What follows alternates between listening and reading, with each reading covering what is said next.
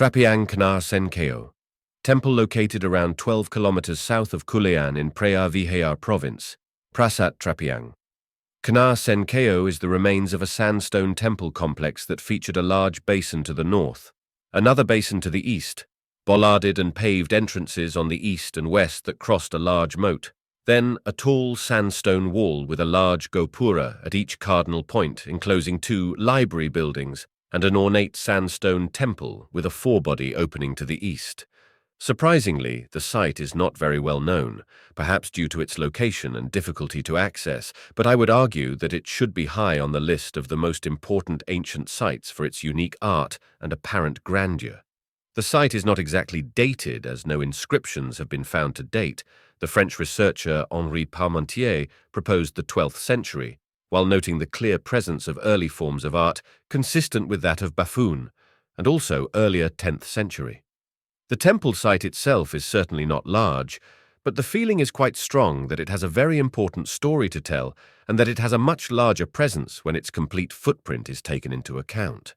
The wider area may have had a complex hydraulic system and perhaps supported a large population, also noting several other ancient sites in the 10-15 km radius, some of which date to later eras.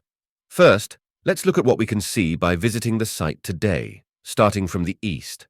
A grand causeway, eastern side, to the east, a pair of lions hidden in the scrub overlook a basin at the end of a grand sandstone causeway that was 300 m long, laid in sandstone and lined with bollards leading to the main gopura.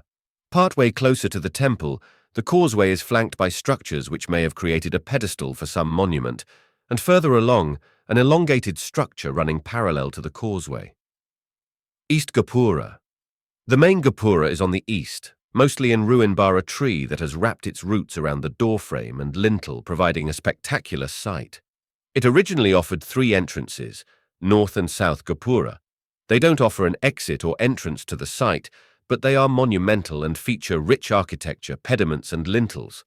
The north gopura is in fair condition, and the south is partially standing. West gopura is completely in rubble, but appears to have also featured a bollarded causeway leading west. It becomes dense scrub quickly, and being an unknown regarding mines, there was no venturing further. January 2022, Central Shrine. Built in sandstone as per the rest of the site, it was a square temple with a long hall extending east. Whilst not large and mostly in ruin today, it features a stunning array of art and carvings that demand to be studied in detail, which, one hopes there are plans afoot for such, which will require some clearance and reconstruction. The site was surveyed in the early 1900s by Ayomonier, who provided a brief overview, mentioning nothing of the site's art, yet noting that the central shrine housing 3 statues of the Buddha. Lunette Lajonquière would visit the site soon after and provide a far more comprehensive overview and appreciation of the site's unique and very special carvings, but made no mention of there being any statues at that time. Decades later, G. Grosselier would visit the site, naming it Prasat Khnar, and later Henri Parmentier would survey the site, naming it Prasat Trapeang Khnar, and provide extensive documentation of the layout, construction and artwork of the site, which can be found in L'Art Khmer Classique, published in 1939.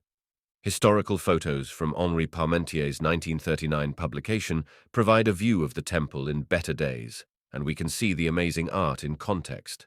It's incredibly special.